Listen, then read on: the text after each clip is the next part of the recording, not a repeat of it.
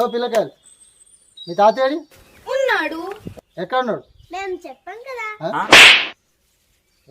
ఈ పిల్లకాయలతో మనకు వర్కౌట్ కాదు కానీ పోదాం రా బాబు. హలో అంకుల్ సాగండి. అసలు మీకేం కావాలి? బా ఈ అబ్బాయి చూడరా ఎంత బాగా మాట్లాడుతున్నాడు.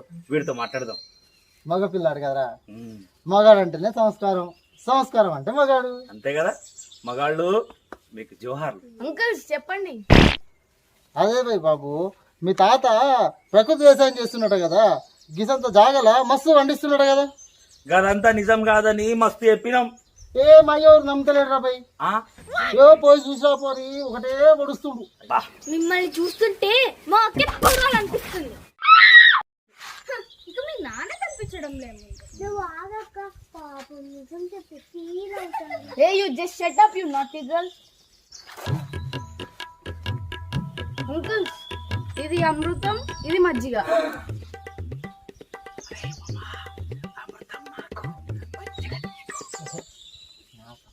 మజ్జిగ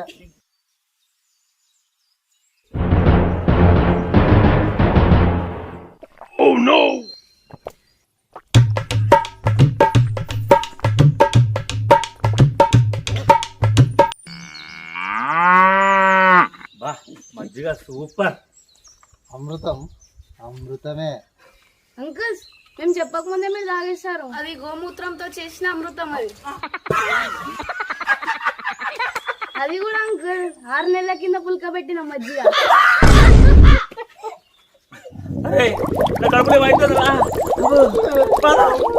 అంకుల్ మళ్ళీ ఏదరా బాబు, జస్ట్ జోక్ చేశాను అంకుల్. అవునా? అది నాకేం అవ్వట్లేదు నా కడుపులో. నీకు అయితే కదా. ఇందాకేమన్నారా మగాళ్ళు మీకు జోహార్లా. అవునవును, నువ్వేమన్నావు? మగాళ్ళంటే సంస్కారం, సంస్కారం అంటే మగాడు. ఇంకేదో సరే పద.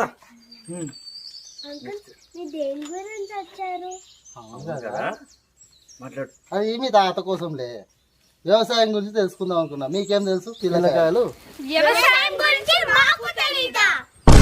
అయితే చెప్తాం విను. 1 ఎకరాకి 40 గుంటలు 100 సెంట్లు, 4840 స్క్వేర్ యార్డ్స్, 43,520 స్క్వేర్ ఫీట్. ఒక గుంటకు 121 square yards, 1089 square feet. 1 సెంటుకు 48.4 square yards, 1 సెంటుకు 430.6 square feets. Uncles మీకు అసైన్ భూమి అంటే ఏంటో తెలుసా? అసైన్ భూమి అంటే భూమి లేని నిరుపేదలకి సాగు చేసుకోవడానికి లేదా ఇల్లు నిర్మించుకోవడానికి ప్రభుత్వం మంజూరు చేసిన భూమి. ఇది వారసత్వ సంపదగా అనుభవించాల్సిందే తప్ప ఇతరులకు అమ్మడం, బదలాయించడం కుదరదు. అంకుల్స్ మీకు బంజరు భూమి అంటే ఏంటో తెలుసా? బంజర భూమి అంటే గ్రామం, మండల పరిధిలో ఖాళీగా ఉండే ప్రజావసరాల కోసం ప్రభుత్వం నిర్దేశించిన భూమి. దీనిని రెవెన్యూ రికార్డులో ప్రత్యేక గుర్తులతో సూచిస్తారు. అబ్బా ఆపు, వాళ్ళకి ఏమీ తెలియదని మనకి తెలిసింది. అడగాల్సిన అవసరమే లేదు, మనం చెప్పుకుంటూ పోవడమే. అగ్రహారం అంటే పూర్వకాలంలో బ్రాహ్మణులకి శిస్తు లేకుండా ఇనాంగా ఇచ్చే భూమి లేదా అందులో కొంత భాగాన్ని అగ్రహారం అంటారు.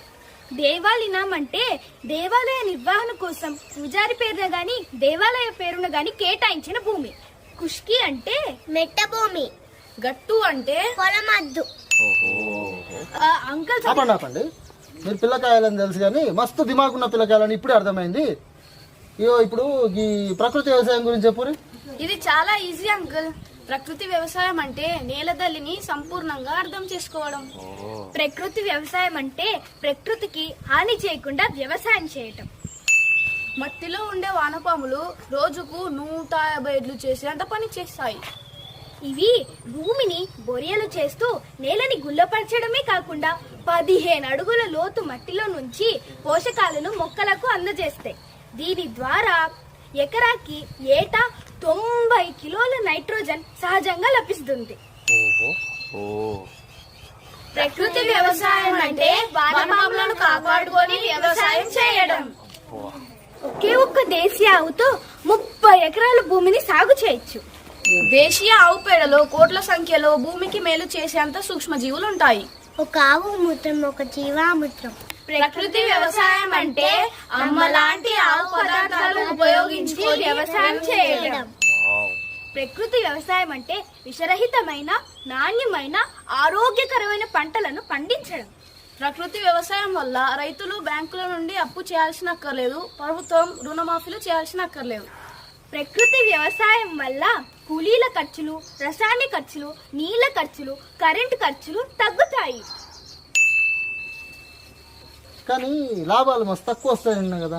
మొదటి 2-3 సంవత్సరాలు లాభాలు రాకపోవచ్చు, కానీ తర్వాత ఖచ్చితంగా వస్తాయి. ప్రకృతి వ్యవసాయం అంటే నేలను బ్రతికించి మనం బ్రతికి 10 మందిని బ్రతికించడం. గదంతా కాదు కానీ ప్రకృతి వ్యవసాయానికి రసాయన వ్యవసాయానికి తేడా ఏందో ఒక మాట చెప్పండి. రసాయన వ్యవసాయం అంటే పంటకు రోగం వచ్చాక మందు జల్లడం. ప్రకృతి వ్యవసాయం అంటే అసలు పంటకి రోగమే రాకుండా మన నేల తల్లిని పోషకాల నిలయంగా మార్చడం. సరే ప్రకృతి వ్యవసాయం చేస్తా, అయినా కానీ పంటకు రోగం రాదని గ్యారంటీ ఏముంది? రసాయన ఎరువులు వాడితే రోగం రాని గ్యారంటీ ఏంటి? మొన్న మిర్చి రైతులు, నిన్న పత్తి రైతులు, నేడు మొక్కజొన్న రైతులు, ఇలా ప్రతి సంవత్సరం కోట్లాది రైతులు నష్టపోతున్నారు. గాడలేని గ్యారంటీ గీడెందుకు అంకుల్? ఇంకొకటి బోర తక్కువ నేల. ప్రకృతి వ్యవసాయం ఇంత మంచిగా చెప్పినాక మళ్ళీ ఇంకేం అడుగుతాయింద్రా? కదా. ఇగో పిల్లకాయలు, నాకైతే మంచిగా అర్థమైంది. పెట్టుబడి పెట్టాల్సిన అవసరం లేదు, ఆత్మహత్యలు చేసుకోవాల్సిన అవసరం అంతకన్నా లేదు. ప్రకృతిలో దొరికే పదార్థాలతోటి ప్రకృతికి హాని చేయకుండా చేసేదే ప్రకృతి వ్యవసాయం. నాకైతే మస్తు అర్థమైంది. పోయి మా అయ్య కూడా చెప్తా. బాయ్ పిల్లకాయలు.